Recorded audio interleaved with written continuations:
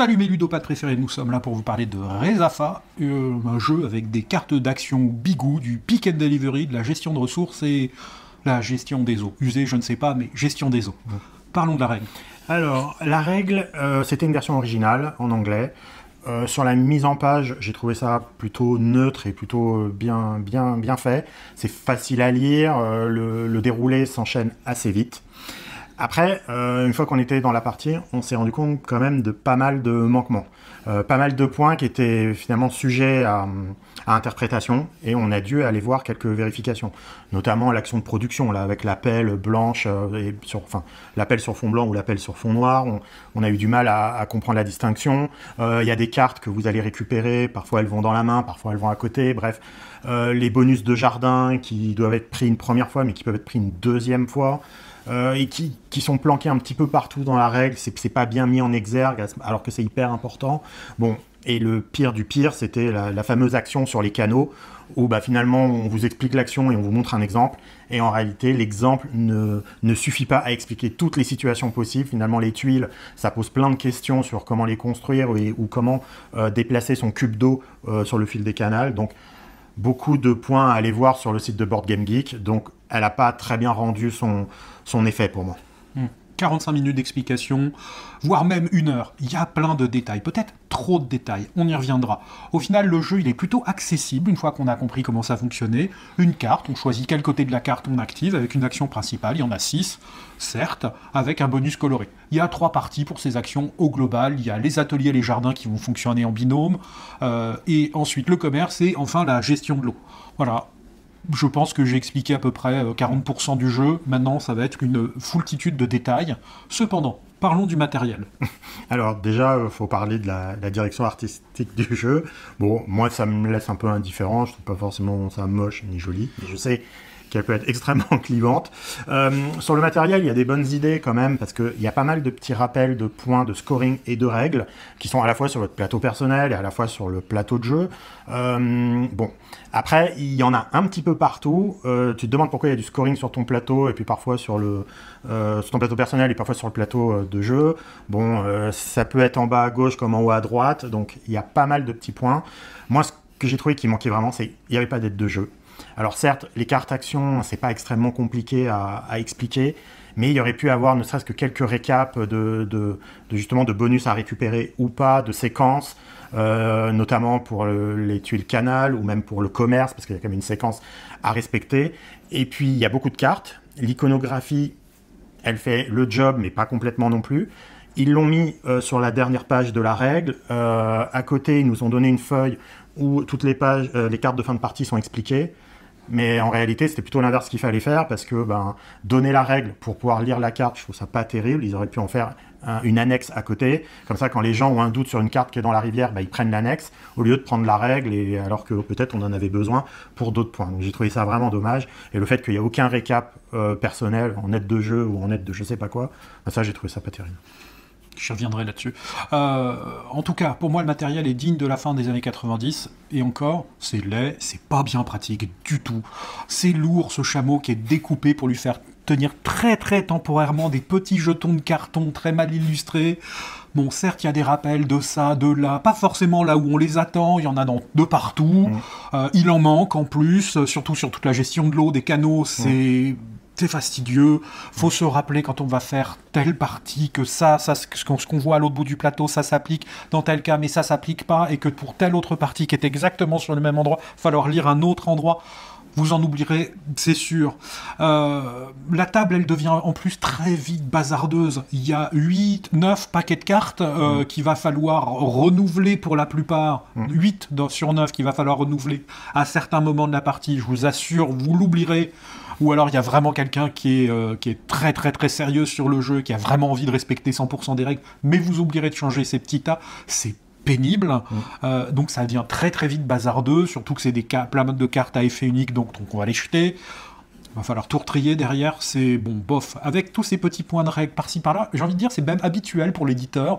On l'a déjà subi avec Messina, on l'a déjà subi avec Woodcraft, avec des morceaux de règles qui sont partiellement indiqués, pas forcément au bon endroit.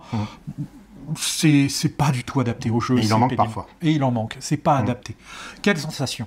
Alors, le jeu, ce petit jeu de deck de cartes que vous avez 6 cartes en main, où vous allez jouer une action principale et vous jouez aussi une action de couleur. Bon, ça, moi, j'ai trouvé ça assez agréable. L'action de couleur, en réalité, vous allez quand même beaucoup monter sur les pistes des actions spéciales. Là, il y a 4 couleurs qui sont disponibles. C'est pas une action qui est très engageante parce que vous faites juste que monter de 1 sur la piste.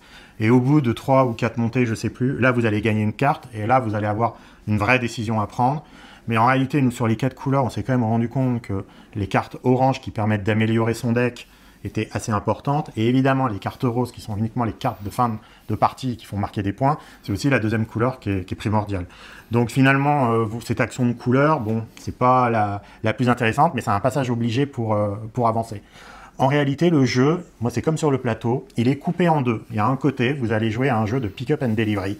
Voilà, avec votre chameau, vous allez faire des livraisons, récupérer du matériel et faire des va-et-vient. De l'autre côté, vous avez un jeu qui pourrait faire penser à barrage, avec des canaux et des gouttes d'eau qu'il va falloir faire tomber à chaque saison des pluies. Bon, c'est du, entre guillemets, du déjà vu. En tout cas, il n'y a rien de révolutionnaire. Bon, donc c'est des sensations, voilà, de pick-up and delivery, de barrage, avec une sorte de deck à jeu de cartes. Voilà. Oui, il rappelle pas mal d'autres choses, tu viens de le dire. Barrage en version ultra simplifiée. Kutnaora pour ses cartes bigou, on va choisir le haut ou le bas. Bon, mais on le jouera toutes, donc pas de souci, il n'y a pas de choix tellement à faire. Le scoring qui est à la fin, qui est long, qui est à rebours. En fait, Resafa est un assemblage de mécaniques. Tu dis que ça divise en 2 parties, j'en verrai peut-être 3 avec ce bigou de Kutnaora, qui sont appréciés par l'auteur, donc Monsieur Souhi, je ne saurais pas prononcer son nom, je suis désolé. C'est sans doute équilibré, mais on en doute, les doutes planent, nous on en doute, et vraiment le doute plane. Si vous vous dispersez entre les 2 parties du jeu, vous allez perdre, c'est évident, et il semble qu'il y ait une des 2 parties qui soit plus forte, donc il faut se spécialiser à fond. Si on essaye de jouer sur tous les tableaux, on n'y arrivera pas. Le thème, en plus, est complètement plaqué. Ça a beaucoup fait rire un des derniers joueurs avec qui on y a joué, qui s'est vraiment moqué de l'illogisme, je dirais. Bref, le tout, pour moi, peine vraiment à convaincre. L'interaction. Alors l'interaction, bon, c'est pas foufou, hein, on se pique des cartes dans la rivière. Certes, voilà, les cartes de fin de partie ou les cartes action, il y en a, elles sont entre guillemets uniques, donc si on en veut une précise, faut être le premier à la prendre. Sur la partie commerce, on avait vu que voilà, il y a un petit retournement de tuiles qui fait qu'une ville devient favorable ou défavorable au niveau de la vente ou de l'achat. Bon, mais ça reste ça, j'ai pas trouvé ça foufou.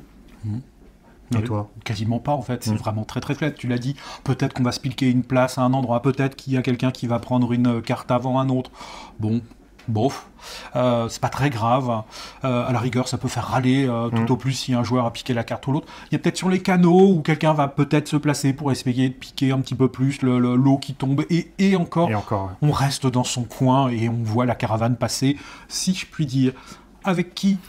Alors, en tout cas, il faut pas jouer, tu l'as dit, avec les amoureux des thèmes dans le jeu, parce que là, vraiment, c'est compliqué. En effet, il y a une action qui permet d'acheter des cartes spéciales, elle est reliée à rien thématiquement. On est obligé de construire des ateliers en damier. Tu sais pas pourquoi il faut les mettre en damier, mais allons-y, mettons-les en damier. Bon, il y a plein de petites choses comme ça, on ne sait pas vraiment pourquoi on les fait, et même dans la règle, il n'y a rien pour s'y raccrocher historiquement. Donc si vous cherchez une cohérence, n'en cherchez pas. En plus, quand même, il est spécialiste d'ajouter des micro-points de règle à ses actions, et ça, c'est un peu embêtant. Bon, voilà, les chameaux, ils ne peuvent prendre qu'un seul type de ressources. Voilà, on ne sait pas pourquoi, on leur oblige à se déplacer au début de chaque action, on ne peut pas rester à un endroit pour vendre et acheter. Bon, plein de petites choses comme ça qui ont été faites évidemment pour rendre le jeu un peu plus compliqué, mais voilà, mais sinon ça n'a pas de sens et il n'y a aucune action qui est logique. On parlait d'Agricola où tout est logique, là il n'y a rien qui est logique, quoi. Ouais, c'est pour les ultra fans de l'auteur. Point. Question d'y rejouer, moi c'est non, c'est bon, ça m'a laissé un goût d'inachevé, de fabriquer la va-vite pour occuper le terrain, d'être présent à scène avec les nouveautés en octobre 2024. Pour moi c'est vraiment dommage. Est-ce que tu y rejoues? Non, pas trop. Ce qui était intéressant quand on y a rejoué, c'est que au début, on a vraiment pensé que l'action, enfin la partie du plateau où on fait du commerce était extrêmement forte. En réalité, moi j'étais content d'y rejouer parce que j'ai essayé la stratégie canal, côté barrage. qui a été très bonne finalement, qui fonctionne aussi. Donc les deux axes stratégiques sont bons, mais une fois qu'on les a testés les deux, bah, le côté barrage, parce que vous pouvez pas faire 15 000 trucs, comme tu le disais, si on se disperse dans ce jeu, on pense pas qu'on gagne énormément de points, parce que les canaux, pour gagner, il faut les faire tous, il faut tous les construire, ça veut dire que vous faites au minimum 7 actions canal sur les... je sais plus, 6 x 3, ouais, sur les 18 actions qu'on fait, et vous avez de la production à faire, bref. La stratégie de votre jeu est déjà connue du premier tour au 18e tour. Et sur la partie commerce, ben, si on veut énormément, il faut quand même en faire des pick-up and delivery, quoi. Il faut en faire beaucoup. Donc vous êtes un peu coincé. Donc en réalité, une fois que moi j'avais essayé l'un puis l'autre, bah voilà, quoi, j'ai pas envie d'y retourner. Je sais quoi faire dans un cas ou dans l'autre. Il y a plus de surprise, quoi. Bref, tu viens de dire à tout le monde qu'il fallait jouer Canal si on voulait gagner. Ben, on pense que c'est fort, mais bon, il n'y a pas eu énormément de grosses différences de points, quoi. Mais c'est sûr que même quand j'ai gagné avec la stratégie Canal, en réalité, elle était même pas très optimisée. J'ai fait des erreurs, donc il y a encore moyen de faire mieux. Ouais. Une note? Ah, la note, bah, du coup, c'est une barbe de 3 jours. Le jeu fonctionne. Il n'y a pas vraiment de grosses problématiques. C'est agréable à jouer. Comme tu as dit, même si on se fait piquer des places et même si on se fait piquer une carte, en réalité, il y en a plein des cartes. Vous en trouvez toujours une qui va vous permettre de vous raccrocher à quelque chose. Donc, il est même pas si punitif. Moi, ce que j'aime pas, c'est un peu la sensation que j'ai eue quand je lisais la règle et je me suis rappelé de Woodcraft et même d'autres avant. Alors, on n'avait pas joué à Évacuation, donc on dira rien sur Évacuation, mais voilà, je lis l'action, je fais « Ah, ça a l'air chouette, ah, c'est bien pensé », et puis à ce moment-là, il y a un point de règle supplémentaire ou un truc de plus qui fait « Ah non, mais là, pourquoi il a rajouté ça ? Ça aurait été fluide sans, et là, d'un seul coup, il te rajoute un truc que tu peux oublier, donc un bonus à prendre, ou une contrainte que tu dois faire, on te l'impose parce que juste ça donne un peu de sel au jeu, mais je trouve ça dommage, et donc à chaque fois que je lis les actions, je me dis tout de suite au début « Ah, j'arrivais presque au bout, c'était bien », et là, il te rajoute 2 points, et ça fait un blooby-boulga qui est pas très agréable, et en fait ça semble un puzzle assemblé qui fonctionne mais qui est pas très agréable. Moi je lui donnerais une note de barbe qui pique. C'est oubliable et à oublier, vraiment. Autant se tourner vers Praga qu'à Putregni du même auteur, avec des mécaniques proches. On a un double choix avec 3 terrains de développement. Là il n'y en a pas que 2, il y en a 3 pour développer ses points. C'est plus agréable. Là j'ai vraiment ce sentiment d'inachevé, plein d'inélégance, plein de petits rajouts à droite et à gauche qui n'en finissent pas. Ça en devient quelque chose de pénible et une fois qu'on a compris, on y joue en automatique et... Ouais, il se passe plus grand chose. Hein. Voilà, on l'oublie et j'ai envie de l'oublier. D'accord. Voilà. Sur ce, ciao.